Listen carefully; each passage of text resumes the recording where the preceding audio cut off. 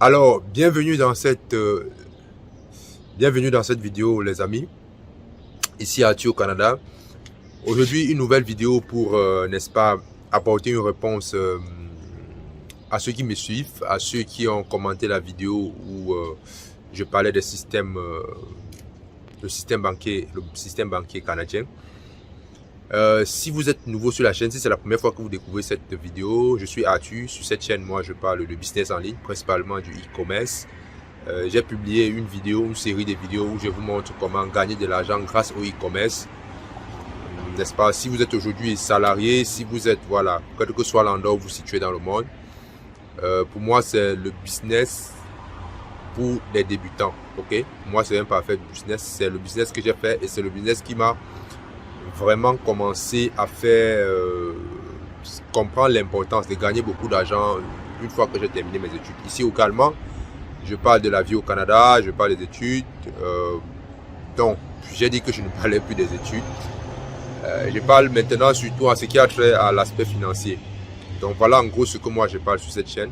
Si ce contenu t'intéresse, abonne-toi à la chaîne et active la cloche de notification pour être informé des vidéos que je vais publier. Donc, moi je vais beaucoup plus me consacrer sur l'aspect financier au Canada. Pour ceux qui résident déjà au Canada et même pour ceux qui se préparent à venir au Canada. Pourquoi? Parce que, comme je l'ai dit, on vient pour le Canada, c'est pour l'argent. Ok? Parce que, on va dire oui, tout, on vient, c'est l'argent qui conditionne tous les aspects de la vie, les amis. Il ne faut pas ignorer ça. C'est l'argent qui conditionne tous les aspects de la vie. Et généralement, quand on arrive dans un nouveau pays, voilà, on veut travailler. Ce que j'ai observé, les gens veulent travailler, les gens veulent avoir 2-3 jobs, gagner beaucoup d'argent, c'est vrai. Mais là où le bas blesse, ce que moi j'avais constaté à mon niveau, c'est que si, vu qu'on est nouveau dans un environnement, il faut comprendre comment le système financier fonctionne. Sinon, particulièrement au Canada, en Amérique du Nord en général, vous allez travailler de l'argent, mais vous allez vous rendre compte que vous dépensez plus. Pourquoi? Parce que, imaginez-vous, je vais vous donner un exemple.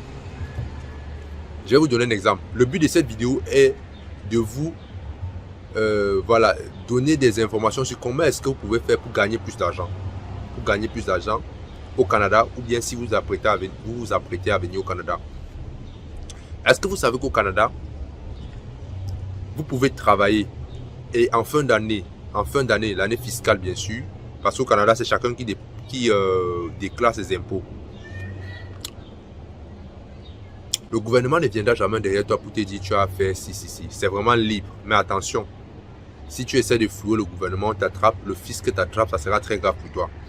Est-ce que vous imaginez que au Canada, en fin d'année fiscale, vous pouvez déclarer vos impôts et le gouvernement vous dit que vous devez rembourser l'argent au fisc. Ok? Vous pouvez rembourser l'argent au fisc. J'ai expliqué ça sommairement dans la précédente vidéo. Il y a les calculs qui se font pour déterminer si vous devez rembourser l'argent au fisc ou c'est le fisc qui va vous reverser de l'argent dans certains cas. Ok? Donc, pour ne pas tomber dans la situation que c'est vous qui allez rembourser l'argent au fisc, il y a des astuces, n'est-ce pas, qui vont permettre à réduire vos impôts. Ok? À être imposé, n'est-ce pas, le moins possible. Et lorsque vous êtes imposé le moins possible, vous avez, n'est-ce pas, de la chance de faire rentrer de l'argent, que le gouvernement vous rembourse de l'argent. Donc, ça sera le but de cette vidéo. Quels sont les éléments que vous pouvez utiliser pour réduire, n'est-ce pas, votre impôt? Déjà, vous devez savoir, l'argent imposable, le montant imposable ne dépend pas, ce n'est pas en fait le total. Vous n'êtes pas imposé sur le total de l'argent que vous gagnez. Ok? Vous êtes imposé sur ce qui vous reste après qu'on ait enlevé certaines déductions imposables. Je dis bien les déductions imposables. Tant imposables ou non, ok, imposables. Je vais prendre un exemple. Vous dépensez par exemple, vous gagnez par exemple 45 000 en une année. Et que vous avez dépensé, disons dans vos dépenses quotidiennes, disons vous dépensez 30 000. Je prends un exemple comme ça. Ok? Parmi ces 30 000, les dépenses qui entrent dans ces 30 000, si vous avez par exemple payé un habit, le gouvernement ne compte pas ça comme une dépense imposable. Okay? Par contre, il y a d'autres dépenses que si vous faites, le gouvernement va compter ça de façon à ce qu'on va venir. Vous avez travaillé 45 000. Ça veut dire que vous serez imposé en principe sur 15 000. C'est sur ces 15 000 là que vous serez imposé. Ok? Vous êtes d'accord que plus le revenu imposable, les 15 000 diminue, le montant auquel vous serez imposé sera également moindre. Ok, on est d'accord avec ça. Ça veut dire que si vous avez payé les habits dans les 30 000, ok, ça ne compte pas, ça ne diminue pas les 15 000 parce que vous êtes imposable sur 15 000. J'ai bien dit que le montant sur lequel vous êtes imposable, c'est le revenu total moins les charges imposables. Vous avez dépensé 30 000. Ok? Est-ce que dans les 30 000, il y a des charges imposables? Si vous avez payé les habits, ce n'est pas imposable. Si vous avez, je ne sais pas de chaud, payé une voiture, ce n'est pas imposable. Ok? Maintenant, le but de cette vidéo, c'est de vous dire les charges que vous devez, en fait, qui sont déductibles d'impôts. Je vais dire ça comme ça, les charges qui sont déductibles d'impôts. Je peux me tromper sur les termes fiscaux. Ok, je peux me tromper là-dessus, vraiment, excusez-moi, et faites vos recherches. Je ne suis pas un fiscaliste. Moi, je suis quelqu'un qui fait ses recherches et voilà, qui cherche des moyens, voilà, pour économiser, gagner de l'argent, en fait. Donc, et si je me trompe, corrigez-moi, moi, je suis ouvert, je ne connais pas tout, moi, j'apprends simplement. Donc, quelles sont les charges que vous pouvez, quelles sont les dépenses que vous pouvez faire qui viennent, n'est-ce pas, diminuer votre montant d'imposition. Je vais prendre par exemple au Canada, si vous cotisez au régime, ce qu'on appelle les REER, le régime enregistré d'épargne retraite, c'est de l'argent que vous mettez de côté pour votre retraite. Ok? Je prends toujours l'exemple tout à l'heure. Vous avez gagné 45 000, vous avez dépensé 30 000. Si parmi les 30 000, vous avez cotisé les REER, disons vous avez cotisé en un an 5 000 de REER, ça veut dire que vous ne serez plus imposé sur 15 000, vous serez imposé sur 10 000. Ça, c'est une dépense déductible. Le REER, n'est-ce pas, peut vous aider à diminuer, n'est-ce pas, votre impôt. Ok? Maintenant, l'autre exemple, le cas de figure, la garderie des enfants de moins de 16 ans. Si vous avez des enfants de moins de 16 ans et que vous avez payé la garderie de moins de 16 ans, quand il dit 16 ans, c'est trop, c'est ce que la loi prévoit, que vous avez payé la garderie. Parce que généralement, quand on parle de garderie, on voit souvent les enfants en bas âge, ok? Vous pouvez avoir un enfant qui souffre voilà, d'un problème mental, d'un problème physique. On confie à la garderie, il y a une garderie, un endroit où on garde les enfants.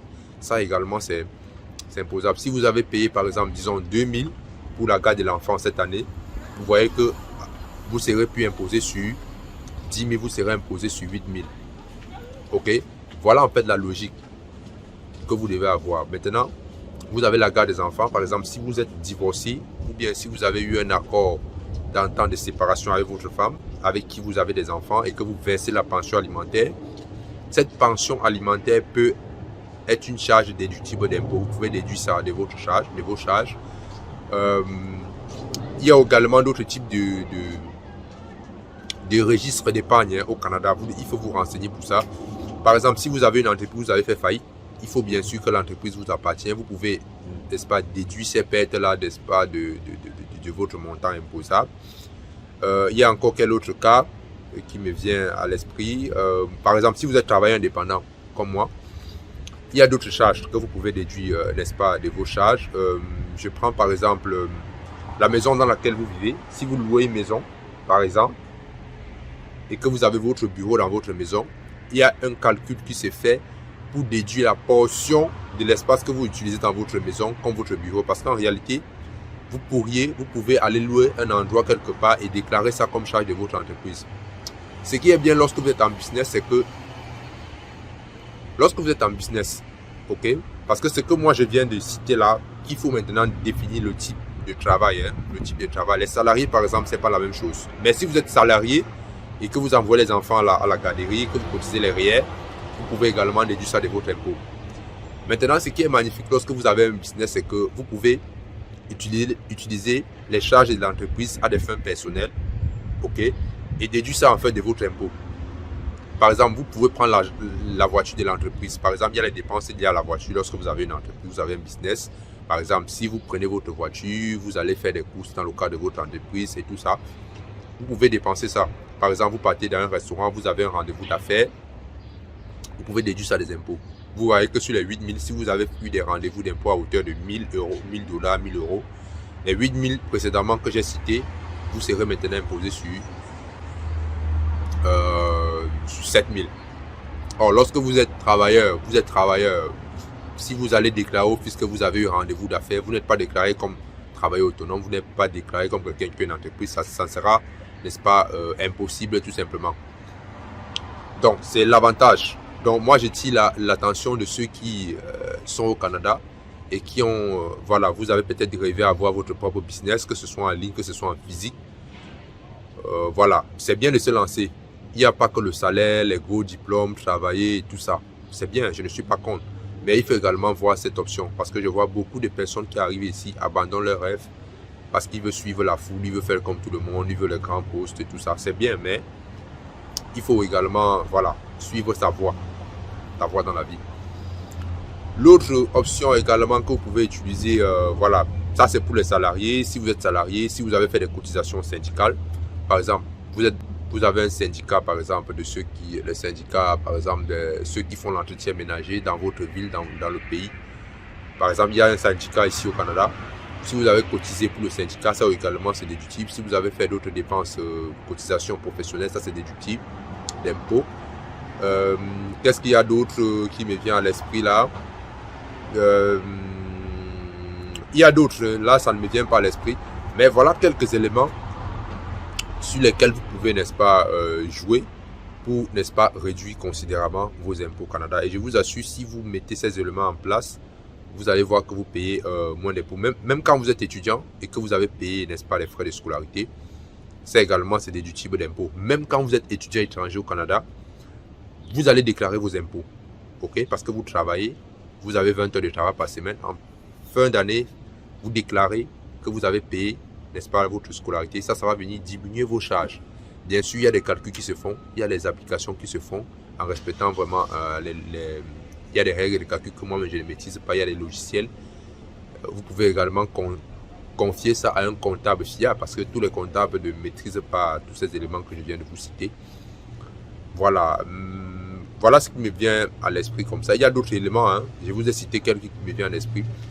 Vous pouvez également faire vos recherches pour approfondir sur comment réduire vos impôts au Canada. Voilà ce que j'avais à vous partager dans cette vidéo. J'espère que vous avez retenu. J'espère au moins que cette vidéo vous a apporté quelque chose de nouveau, quelque chose de constructif qui, n'est-ce pas, pourra vous aider à mieux vous implanter, à mieux, si vous êtes déjà au Canada, à optimiser, n'est-ce pas, vos dépenses et à gagner plus d'argent. C'était Arthur au Canada. Je vous remercie. Ciao.